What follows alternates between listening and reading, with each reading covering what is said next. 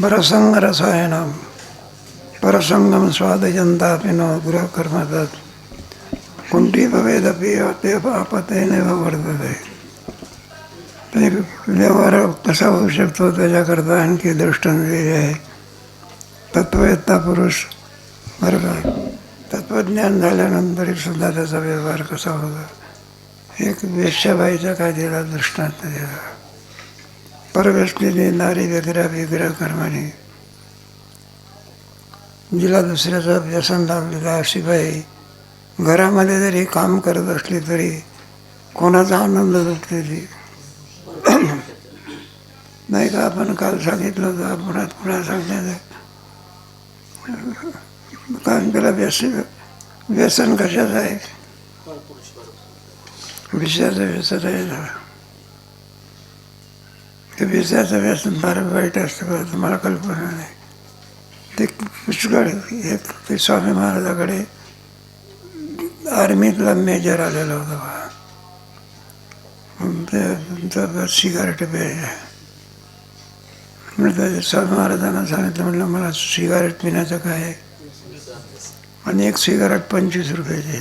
तो आर्मीतला ते आमचं व्यसन काय झालं पाहिजे, वाईट आहे. स्वामी महाराजांनी त्यांना काही बहुत केला. आमचं थोडंसं म्हटलं मी जरा येतो, लघवीकडे जाण्याचं निमित्त केलं आणि सिगारेट पिऊन आलो. इकडे सांगतो सिगारेट काय झाली आणि तिकडे जाऊन पुन्हा काय होतं.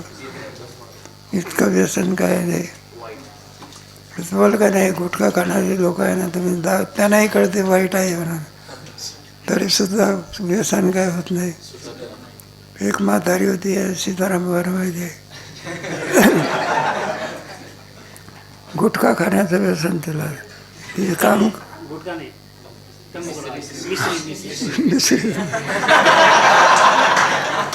मिसरीचं व्यसन.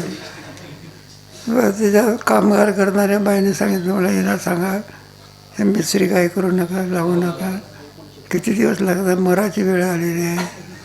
तिने ते ऐकलं बघा. आणि मी जाण्याच्या अगोदर ती लावणार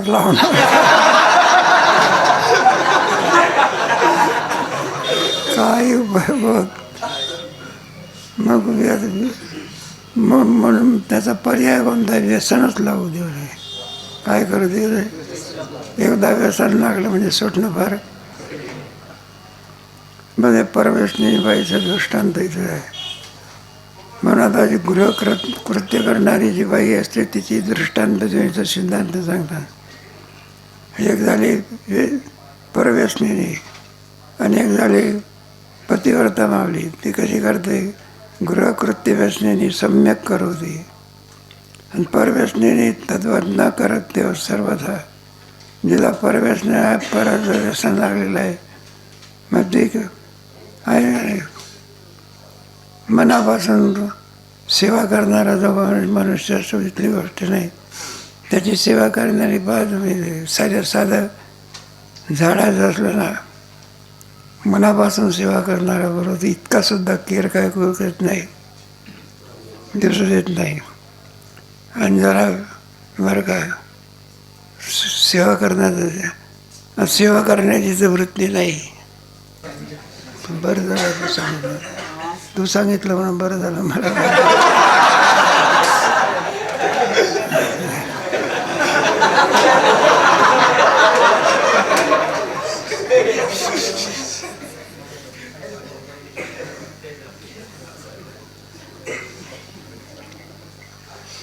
म्हणून ती गृहकृत्य कशी करते. सेवा करणारा जो विद्यार्थी असतो तो इतका केअरसुद्धा काय करीत नाही, दिसून येत नाही.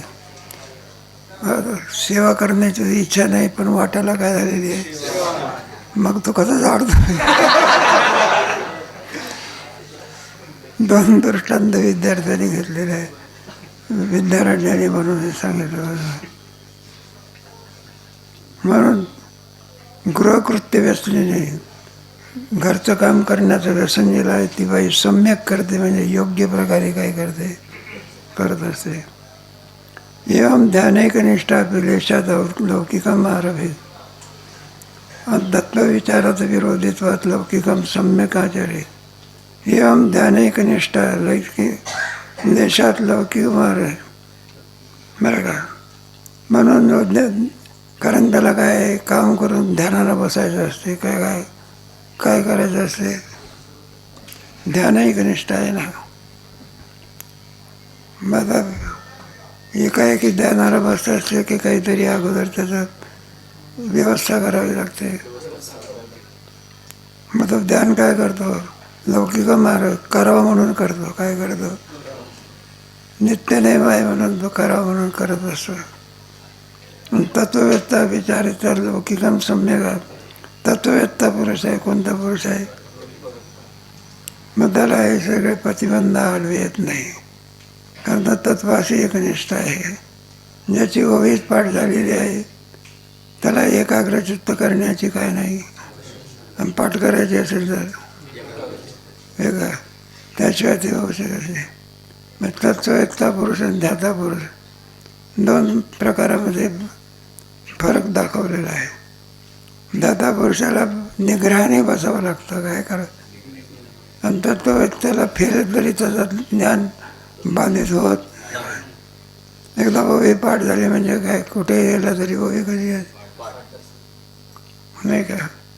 त्याच्या हाती हे असते ना तुमचे ते ज्यांना त्याचं व्यसन लागलेलं आहे ते पांडुरंग बाबा देवतेला असे बसले तरी त्यांचं आपलं असं चालूच असायचं. बघा नवे नवे त्यांचं ते आता सांगतात बा पोरा आम्ही मागवून आलो बघा. ते म्हणलं प्राण जरी गेला तरी अशी अशी गोष्ट होते असं सांगतात बाबा. ऐकू त्याला काय पडलेली असते, सवय पडलेली असते. अति ध्यानच नव्हे. तर बाकी एखादा गायनातला मनुष्यातला गायन जरी झाला असला तरी सुद्धा तो कोणाच्या कथेला जरी बसला तरी त्याचं ते स्वर तसेच आहे. लक्ष कुठं असते, व्याख्यान असते का गायनाच्या आनंदात असते.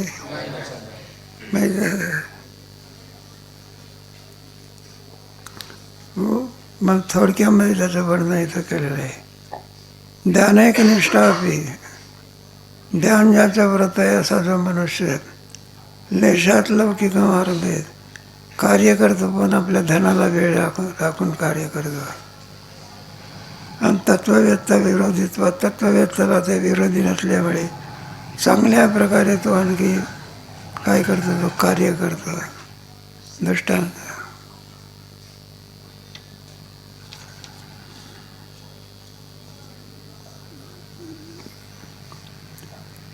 त्याचं वर्णन करून आणखी सांगता. मायामय आहे ना,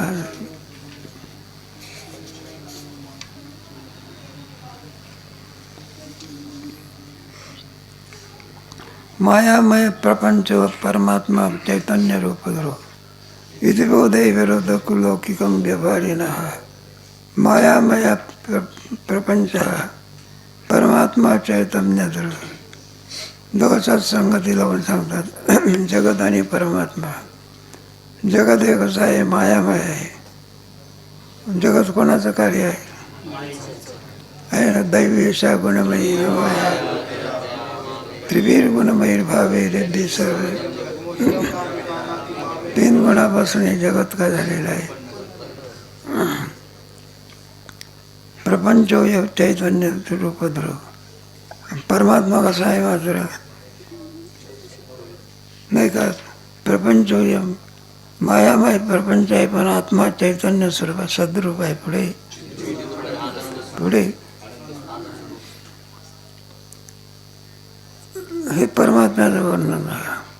आणि असा बोध त्याच्या ठिकाणी असल्यामुळे इथे बोधे विरोधा का लौकिक व्यवहारीना. म्हणून असा बोध त्याच्या ठिकाणी असल्यामुळे त्याच्याकडून सुद्धा इतरांप्रमाणे व्यवहार होऊ शकतो. पश्चन शृण्वण स्पृशन विकरण.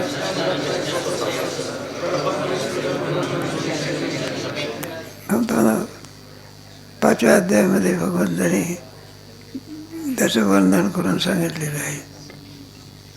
अपेक्षते व्यवृत्ती न प्रपंचस्य वस्तुतः नाप्यजाड्यं किं देशात् साधनानि कांक्षति. अपेक्षते व्यवहारती न प्रपंचस्य. व्यवहार जो प्रपंचातला होत असतो त्याच्याकरता प्रपंच आणखी सत्यात पाहिजे असं नाही. मिथ्यात्व कळलं तरी सुद्धा व्यवहार होतो, सत्यत्व असलं तरी सुद्धा काय होतं, व्यवहाराला मिथ्यात्व सत्यत्वाची काही सिद्धी नाही. न अपेक्षते व्यवृत्ती न प्रपंचाची विशेषता. प्रपंच हा सत्यात असला पाहिजे तरच व्यवहार होतो, व्यवहारच नाही असं नसून आत्मा चेतन स्वरूपात असला पाहिजे तरच व्यवहार होतो. तर जड स्वरूप असलं तरी नाही तर करत दोन्ही. तुम्हाला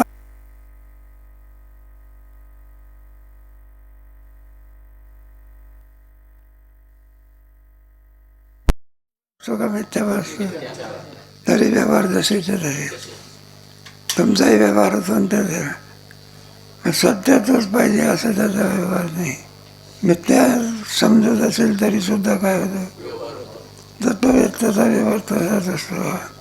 तर सर्व काही करत असतो पण जाणीव असतो. जे देख नाही सगळं ते असं जाणून व्यवहार करत असतो.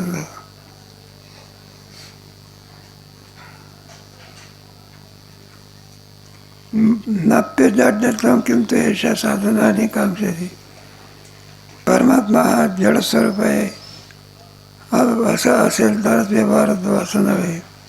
मग चेतन स्वरूप आहे जाणून सुद्धा आणखी तो काय करतो, व्यवहार करतो. व्यवहाराला आणि साधनाची आवश्यकता असते. साधनं जशीच्या तशीच असतात. तत्ववेत्ता पुरुष मुक्त झाला म्हणजे साधने निवृत्त होत जातात. बोधात फरक पडत असतो. कशामध्ये, आतापर्यंतचा बोध कोणता होता, सत्यत्वाचा, आणि आता कोणता बोध झाला, मिथ्यात्वाचा. नाही का.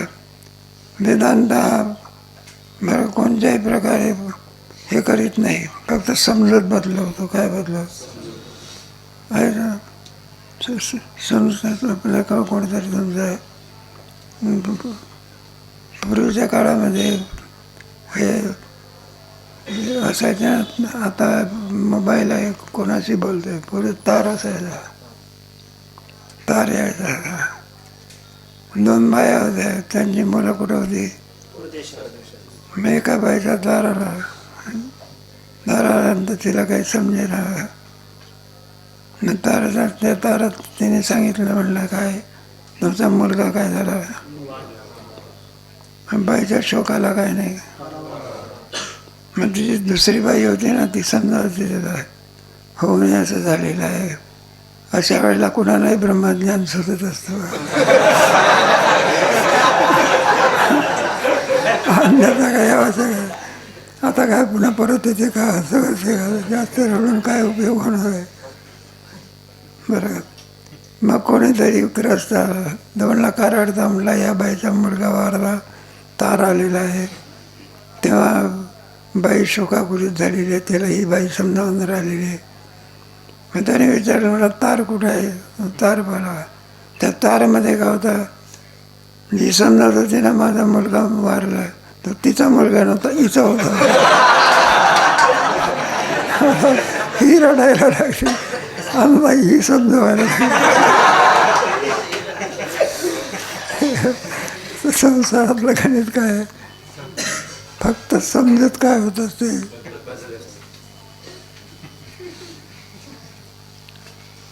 म्हणून साधना जशीच्या तशीच असतात. साधना करून तो नेत्री पाहिजे, श्रवणी ऐकत आहे, परिस्थितीचा नव्हे. तुम्ही आम्ही जसा व्यवहार करतो त्याप्रमाणे ते सुद्धा काय करत होते, व्यवहार. पण तत्त्वज्ञ होते. ते मामासाहेब नाही का, तत्त्वज्ञ होते. जरी सगळं कॉलेज चालू होत होते, काय होते, काय घरी बसून झोपा काढत होते. म्हणून साधना जशीच्या तत्ववेद नोपमज्ञाती व्यवहारस्य नोकदा. तत्ववेत्ता पुरुष काय करत असतो, साधना त्याचा उपयोग करून घेत नाही का. साधारण स्थितीच्या तशीच असतात. त्याच्यामुळे तुमच्या आमच्यापेक्षा सुद्धा त्याचा व्यवहार कसा होतो, नीटनेटका होतो. ज्ञानीपुरुषाचा व्यवहार काय होत असतो आहे का नाही. अज्ञानी पुरुषाच्या व्यवहारापेक्षा सुद्धा ज्ञानी पुरुषाचा व्यवहार उत्तम प्रकारे कॉलेज चालवायचे वेळा शिस्तीमध्ये. पण तत्ववेत्ता पुरुष नोपमृज्ञाती साधारण काही नाहीच करतो का, म्हणून त्यांचा चांगल्या प्रकारे काय होतं, व्यवहार होतो. उपमृज्ञाती चित्तम चेध्याता असो न तत्वविद बुद्धिमार्दयन दृष्टो घटतस्य वेदिता. उपमृज्ञाती चित्तम चेध्याता असो न. व्यवहार करते वेळी चित्त जर एकाग्र करीत असे तर त्याला ध्याता म्हणायचं. काय म्हणायचं, तर ध्यानाच्या द्वारा आणखी अंतःकरणाला काय करतो, एकाग्र करतो. ध्यान एक साधन सांगितलं आहे. त्या ध्यानाला एकांत असते. मंगल कार्याला थोडं ध्यान होत असते. अरे वाजवा वाजवा, अरे छातीला ठोके पडून राहिले, तू तिथं काय ठोके माणसं मरतात बघा त्याने. कोणाचे कान जाते. सरकारने सुद्धा नियम काढलेला, पण नियमाला मानतो असं आहे. एकाला विचारलं, म्हणलं होतं लग्नाची मिरवणूक चांगली आहे, 11 वाजून 5 मिनिटांनी काय आहे लग्न लागतं, 12 वाजून गेले तरी तुमची मिरवणूक आहे. तर म्हणले आम्ही काही लग्न करता आलो का, मिरवणूकच नाच नाही.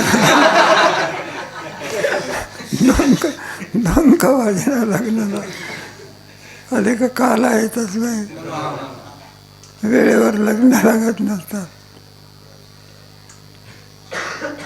म्हणून उपमज्ञाती जाता असं जो संयमित करून इंद्रिय निग्रहाने ध्यान करत असेल तर त्याला ध्याता पुरुष असं म्हणायचं. तत्ववेद नमोदयन दृष्ट घटतत्व तत्ववेद म्हणजे तत्ववेत्ता पुरुष बरं का, इंद्रियांचा निरोध करीत नाही. त्याला काय आहे का, ज्याचा एखाद्या कलेमध्ये म्हणा किंवा काही म्हणा, त्याला नवीन कीर्तनकार असतो ना, पहिलं कीर्तन असलं त्याच्या चित्तात काय असते, ते जेवायला जरी बसला तरी नाही का, त्याला विचारलं काय खातं असतं, तर मला आठवतच नाही कशामध्ये. महान मोठे श्रुती असले पाहिजे कोणते, म्हणजे त्याच्या परीक्षेसारखा होता. आणि ज्याने एखाद्या भंगावर ते 100 कीर्तनं केली त्याला काय आठवत बसावं लागत असते. त्याला काय, एकाला विचार म्हणलं करतो इतकं सुंदर कीर्तन करतो, म्हणलं काय, तो म्हणायला म्हणजे काय नाही, सगळ्या 200 ठिकाणी कीर्तनं केले पण अभंग एकच. एका कीर्तनकाराने ते अख्खा महाराष्ट्र बोलवला. त्याला चिंतन करण्याची आवश्यकता. तुमचं नाही काय 2-4 कीर्तनं तुम्ही करा, म्हणजे चला म्हणले बाबा कीर्तनाला, मग ध्यान करत असतो का, तयार झाले. 5 कीर्तन असते ना तुमचे, 5-6 हे कुठेही उपयोगी पडते. नाही तरी परीक्षेला बसायचं कीर्तन तयार झालेलं असतं.